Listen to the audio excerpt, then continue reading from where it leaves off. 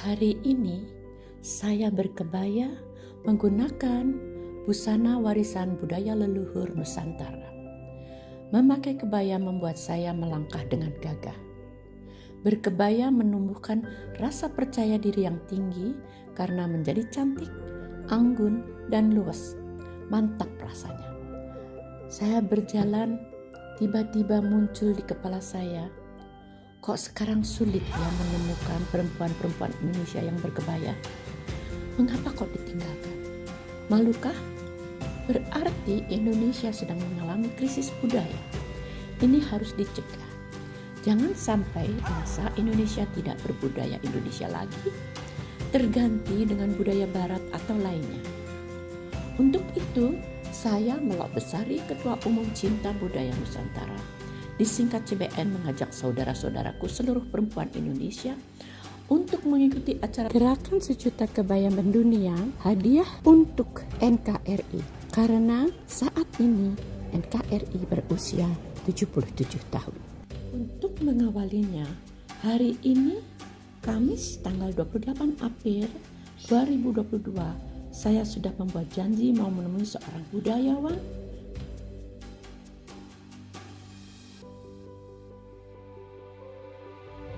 seniman besar kelas dunia.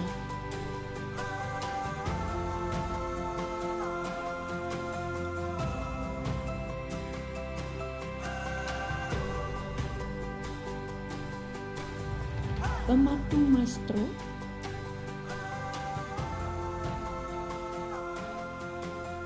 Nyoman Nuarte atau lengkapnya Dr. Honoris Causa Nyoman Nuarte.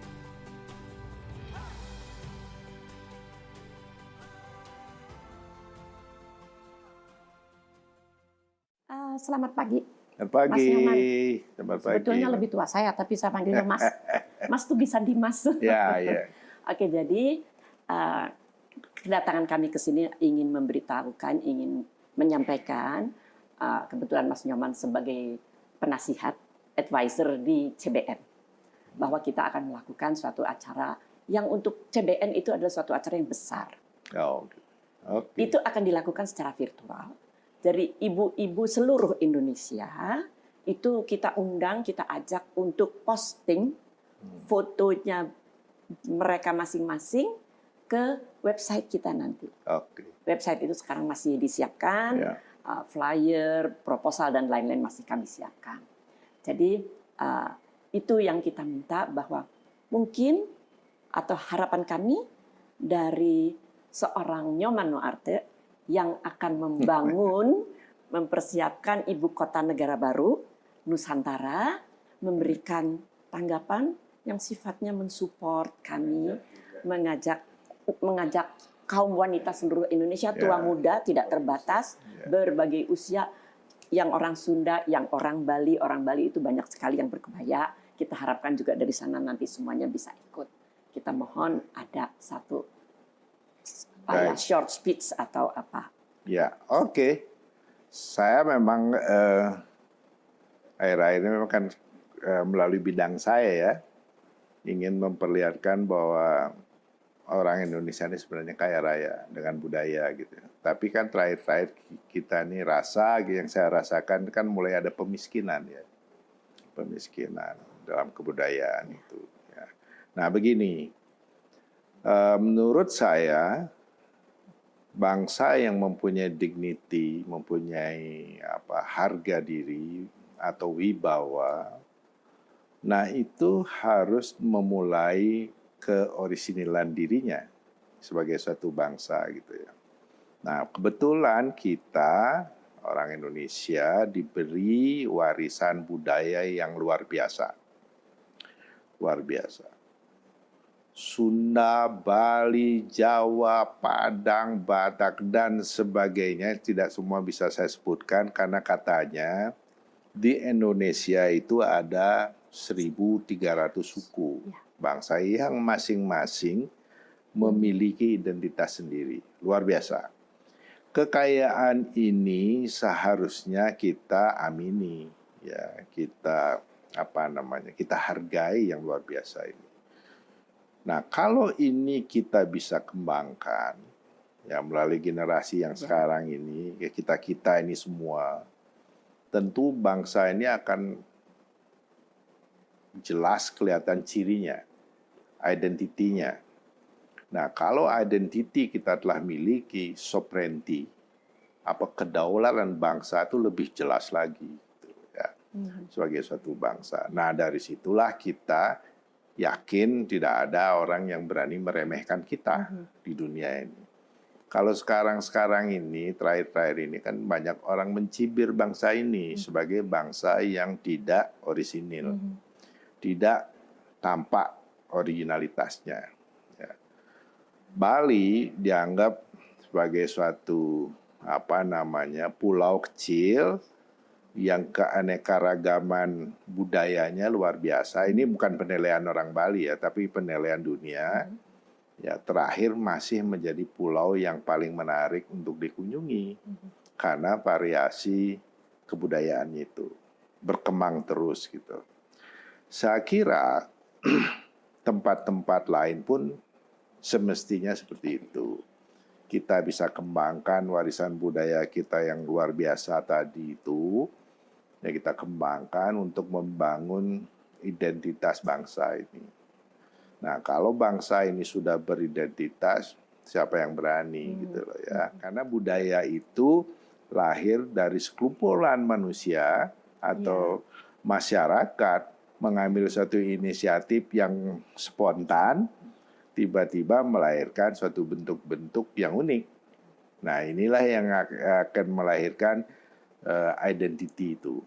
Ciri-ciri dari bangsa itu berkumpul menjadi suatu identitas. Contohnya begini, kita sering menyebut, itu rumahnya apa, dindingnya pakai apa? Pakai bata merah gitu kan. Padahal kalau kita lihat tidak semua merahnya sama. Ada yang hitam-hitaman, ada coklat-coklatan. Gitu. Nah, bangsa ini sudah seperti itu sebenarnya. Ya.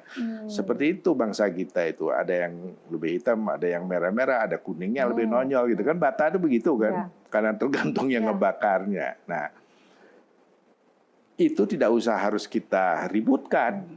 Tidak usah harus kita seragamkan. Ya. Tapi ciri-ciri itu harus ada. Benang merahnya sebagai satu bangsa itu tidak kita hilangkan.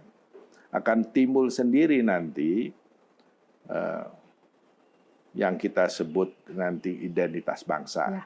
Ya, dari ciri-ciri suku-suku itu yang berkumpul, yang mempunyai wawasan yang sama, akhirnya akan membentuk itu. Itu loh. Jangan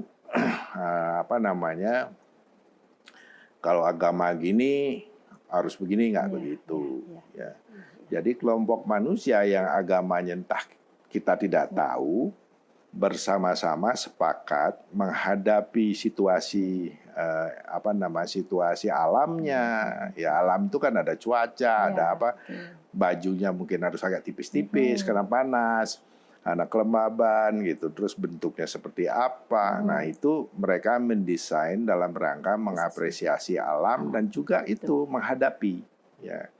Nah, ini saya sambut, ini usaha ini sangat mengembirakan buat saya. Mudah-mudahan anak-anak muda kita, cucu-cucu kita ya mengingat kembali ya bahwa kita memiliki suatu kekayaan budaya yang luar biasa. Semudah-mudahan acara ini sukses dan disambut meriah oleh semua provinsi yang ada di Indonesia ini. Bahkan di luar negeri, Pak. Ya, bahkan di luar negeri nyampe ya, di luar negeri. Bangsa kita ada. Ya.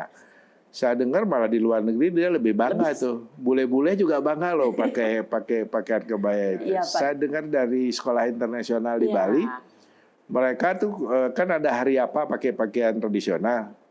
Tapi mereka sering nggak mau dilepas tuh, pakai ini aja terus itu karena dia happy gitu. Itu mestinya suatu sinyal suatu sinyal yang kita pahami. Betul. Nah, itu yang kita harapkan kan seperti itu. Jadi nggak kita aja, orang juga mau pakai pakaian kita. Makanya para desainer kita kerja dong, bikin itu praktis, bikin menarik, ya kan? Jadi anak-anak kita pakai pakaian sekolah itu jadi nyaman juga gitu. Kemarin ya, jadi itu pesan saya sih. Ya, terima kasih banyak bahwa kita masih aware terhadap warisan budaya itu. Masih banyak Masih sebetulnya banyak, Pak yang ya. aware. Nah, Hanya itu. saya sangat tertarik dengan kata pemiskinan itu tadi Iya, ya.